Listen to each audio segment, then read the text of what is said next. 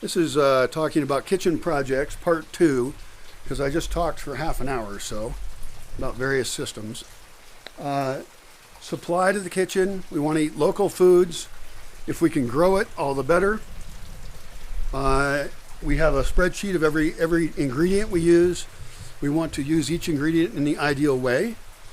We want to use as few ingredients as possible. We are willing to pay for spices from far away if they're really amazing and they're fairly lightweight.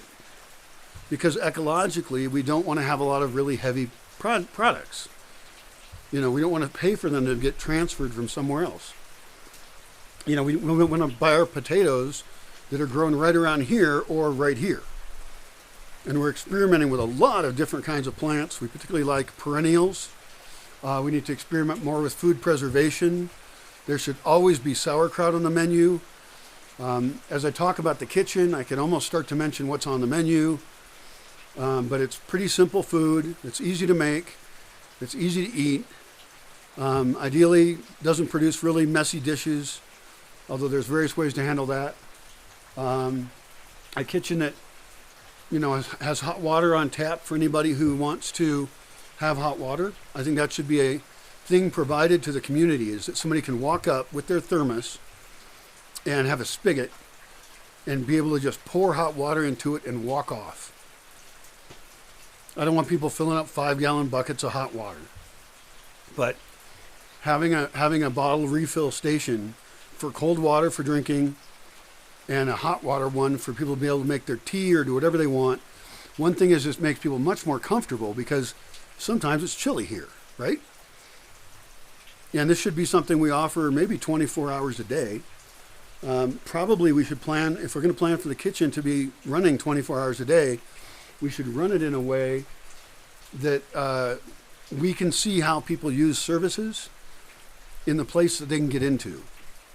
And this also goes along with the idea of there being windows where people can see into the kitchen, probably part of the kitchen.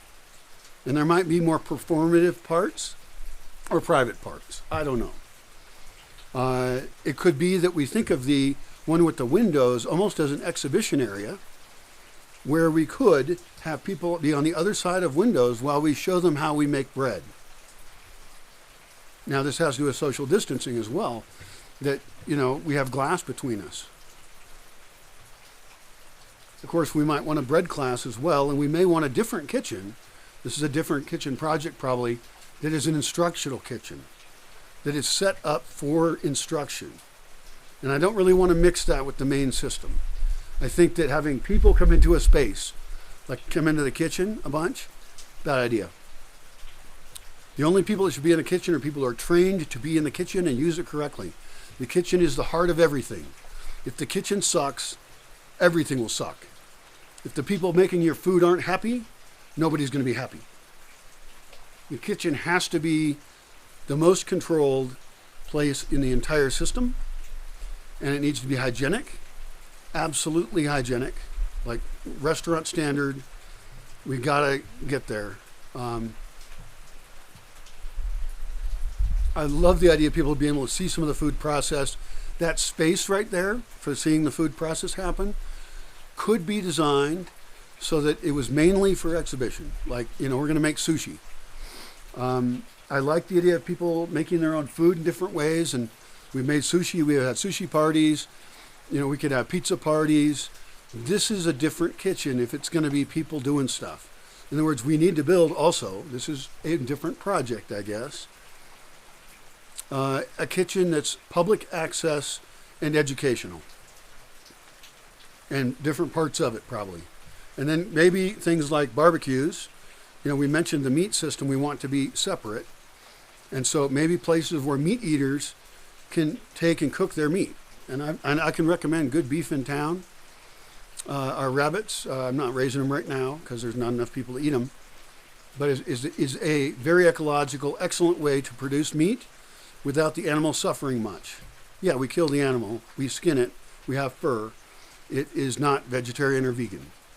And I think it's a brilliant way to handle meat in the world.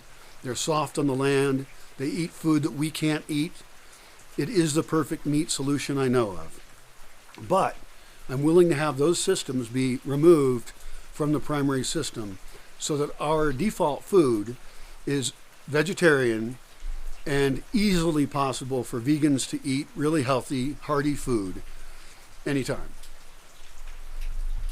As far as nighttime food being available, I would recommend no, probably not out of the main kitchen. I did mention the hot water thing, I guess. I don't know. I think it would be neat to have in the evening, to have special spots that have special things. I hate to glorify things like crepes, but like a guy cooked crepes for people at night here and they loved it. So you could have little stations that do special things. I think there could be somewhere that opens up really early in the morning. Could probably be part of the main kitchen and has hot drinks and hot water. There's also a special kitchen I'm going to mention. This is Project... What are we on? 5 something. But I want a really good sunset spot. And it's not exactly a kitchen, but I can kind of provide it out of here, I guess, to be able to provide people with hot water, coffee, basically hot beverages. And also maybe they can come and present their bowl or their thingy. You can just hold it out. And we'll scoop into it some cut up fruit. Maybe we have bins of cut up fruit of different kinds. Maybe we're cutting it up right as people want it, so it doesn't turn brown or whatever. But we've got, apple slices covered in lime or not. We've got maybe oranges. Things are easy to eat mostly. Oranges are a little bit messy. Probably orange juice is better, so they hold their cup out. So this is a special kitchen. I've already run this kitchen. This is the View kitchen, right? I know how to do breakfast. I know how to do it with less dishes. And so me improving my own kitchen right here is actually a project.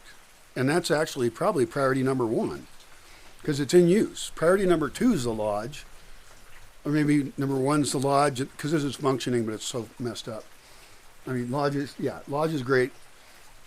But I should get my kitchen, they're equal priority. They're very high. I love to make people egg things in a little dish that's just the right size, a little cast iron dish, and then flop that onto a tortilla. And then they've got their tortilla, right? And maybe they say what salsa they want, and then it gets drizzled on top. Maybe sometimes you mix the salsa into the eggs. That would even be tastier and less messy. I like that idea better because I'm trying to come up with non-messy food, things that don't squish out onto you. And people can walk off with a hot tortilla. It'd be a corn tortilla since those are flexible. Wheat tortilla. You can correct me on that if you think that the corn tortillas just seem to break, so they piss me off. They can walk out of there with this fluffy egg thing, and it could be a 2 or 3 egg thing they could order. It could be a 1 egg thing. Sure, why not? And we take and we scoop in some salsa into the egg mixture. We whip it up so it's fluffy. We dump it in that cast iron pan. We flip it over at the right time. Let it cook a little bit more. Flip it out onto a plate, actually, then we slide it onto the tortilla. And boom, it's gone. Those would be custom order. They would say what flavor they wanted. And people do like to order stuff. Also, those are very quick to make. And there's no dishes that they produce. I mean, it goes right into their hand. So they can wash their hands, and the tortilla isn't hot, okay? And that's because it's insulating them from the heat of the egg thing that just came off the grill. That's just one type of dish that we can do that doesn't produce a lot of waste, If they want to, we could serve them the salsas in a dish that they hold out. We could scoop that out because the salsas are really not super hot, and there's various flavors. Could be that we have rice, that would add to the complexity for me, and I should have other stoves actually. That's one improvement I can make here is to have at least 4 burners. Well, no, I've got 4 burners now, but they're really tight together. So have one more thing available for heating stuff up, and have it be better quality so I can control it, how hot it is, because right now the one I use, you can't control it very well. Of course, we want to get away from propane entirely, but this is a kitchen that has served people. Getting people up here for breakfast is great. This place has internet, so I can flip the internet on to attract them like flies. Anyway, a lot of kitchen projects. There's other ones. You're welcome to suggest them. Those are some stages I want to go through. I've told you what the final stage is this amazing solar kitchen, the best one in the world. Right now, the biggest solar kitchen I know of is in Auroville, India. I wish they would publish their design so I could copy part of it. But, you know, I want to do these experiments. I want to do them now. Some of them are cheap. You know, some of them are $1,000, $2,000, you know, for example, for buying some commercial solar ovens. You can do demonstrations of those in town. And some of them are tens of thousands of dollars. But they're all worthwhile. The solutions are usable all over the world. We just have to have people who are smart to play with them and have the right values. And we could maybe even get people in the industrial world to stop wasting so much energy in the kitchen. And I would love to see one of these in Seattle where it would work. And certainly in a lot of other places, it's a no-brainer. So that's some suggestions on kitchen philosophy and projects.